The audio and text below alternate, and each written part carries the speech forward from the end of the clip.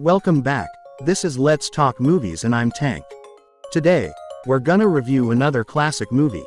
In my opinion, one of the best modern gangsta movies ever made, Goodfellas, by Martin Scorsese. Oh my God! Wow! Goodfellas is a 1990 American biographical crime film written by Nicholas Pileggio.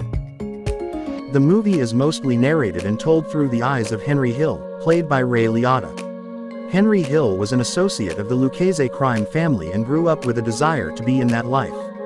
Although it came out in later interviews that he attempted to get out of that life on a couple of occasions. He eventually turned informant and gave up some prominent people in his crew. Although names and some events were changed through creative licenses and because some of the people this movie depicted were still alive at the making of this film, this is one of the best biographical movies ever made. Starring Robert De Niro, Ray Liotta, Joe Pesci, Lorraine Bracco and Paul Sorvino, it is a film adaptation of the 1985 nonfiction book Wise Guy. The movie had a budget of $25 million, and it grossed $47.1 million for Warner Brothers Pictures. Scorsese initially titled the film Wise Guy and postponed making it. Now let's get on to the movie. In 1955, youngster Henry Hill becomes enamored by the criminal life and mafia presence in his working-class Italian-American neighborhood in Brooklyn. According to the movie, they had a business across the street from his house. He begins working for local capo regime Paulie Cicero and his associates, Jimmy, the Gent, Conway, an Irish-American truck hijacker and gangster, and Tommy DeVito, a fellow juvenile delinquent. Henry begins as a fence for Jimmy, gradually working his way up to more serious crimes. The three friends spend most of their nights in the 1960s at the Copacabana nightclub carousing with women. At this time, Henry starts dating Karen Friedman, a Jewish woman who and threatens him at gunpoint.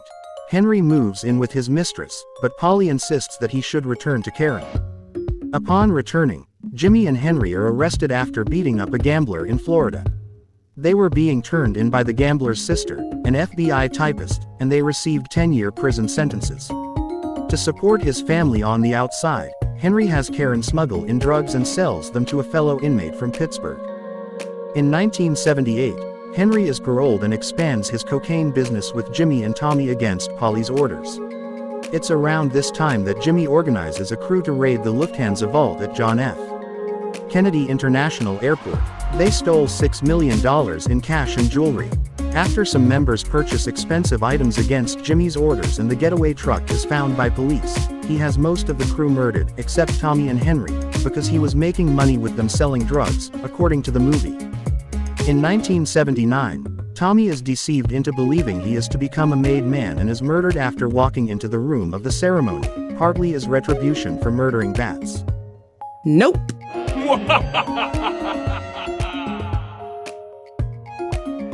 Although this next part of the movie is good, it's all downhill for Henry from here.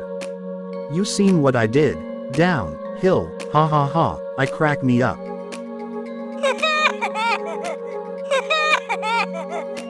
By 1980, Henry develops a drug habit and becomes a paranoid wreck.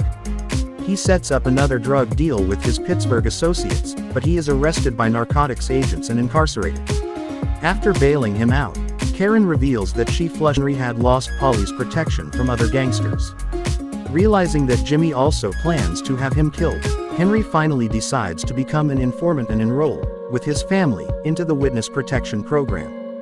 Henry gives sufficient testimony and evidence in court to have Paulie and Jimmy convicted, and moves to a nondescript neighborhood in accordance with the witness protection program. Nominated for 6 Academy Awards, including Best Picture and Best Director, with Pesci winning for Best Supporting Actor. The film won 5 awards from the British Academy of Film and Television Arts, including Best Film and Best Director. Goodfellas is widely regarded as one of the greatest films ever made, particularly in the gangster genre. In 2000, it was deemed, culturally, historically, or aesthetically significant, and selected for preservation in the National Film Registry by the United States Library of Congress. To me, Goodfellas is one of the best movies ever. I'm giving it 3.5 slices of pizza cause it's just that good. It's a must-watch. This is Tank saying thanks for watching, and I hope to bring you more soon, laters.